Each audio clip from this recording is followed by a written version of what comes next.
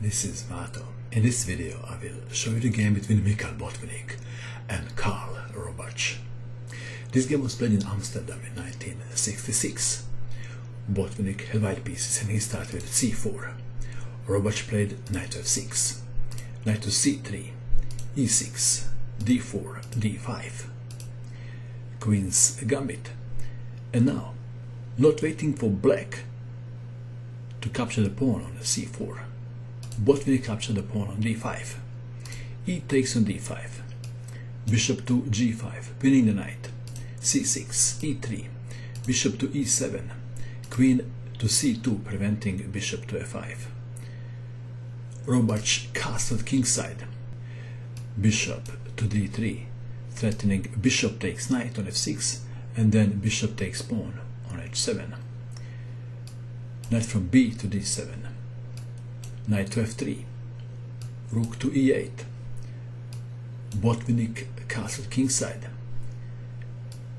knight to f8, and Botvinnik played rook from a to e1. Another very popular plan is rook from a to b1, and after knight to g6, b4, and going for minority attack. In our game we have rook from a to e1, knight to e4, bishop takes on e7, queen takes bishop, bishop takes knight on e4, d takes on e4, knight to d2, and Robatsch played b6. Perhaps the idea is to play bishop to b7,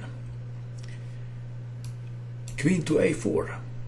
And now this is interesting. Black is not defending the pawn.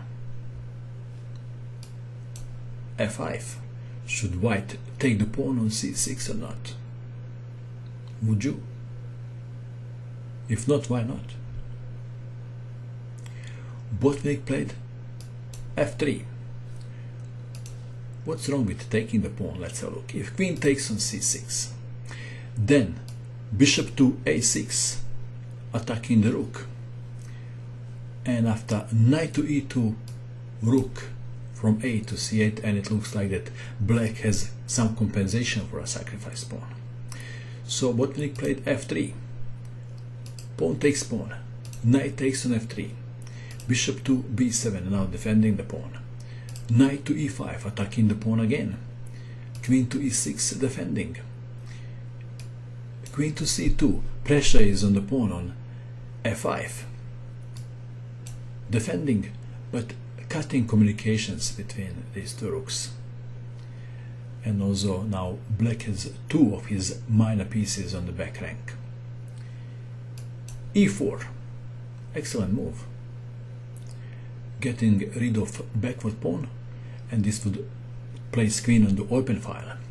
But Robatsch played queen to d6, attacking the pawn on d4, rook to d1, defending, knight to e6, attacking the pawn again, pinning the knight,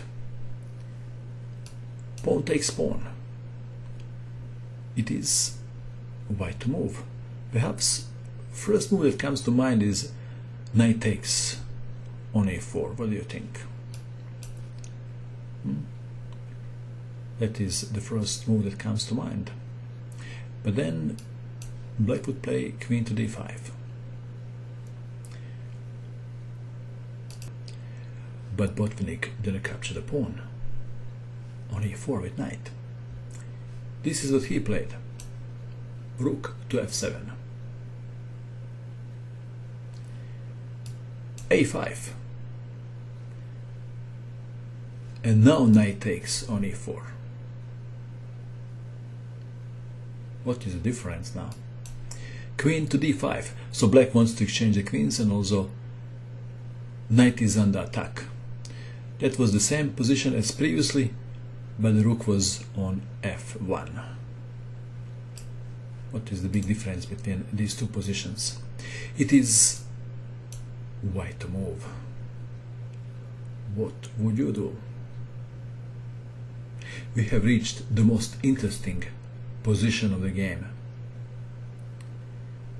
Please pause the video and try to find the best move for white. Ready? Did you pause? Did you try to find a move? I can accept failure. Everyone fails at something. But I can't accept not trying.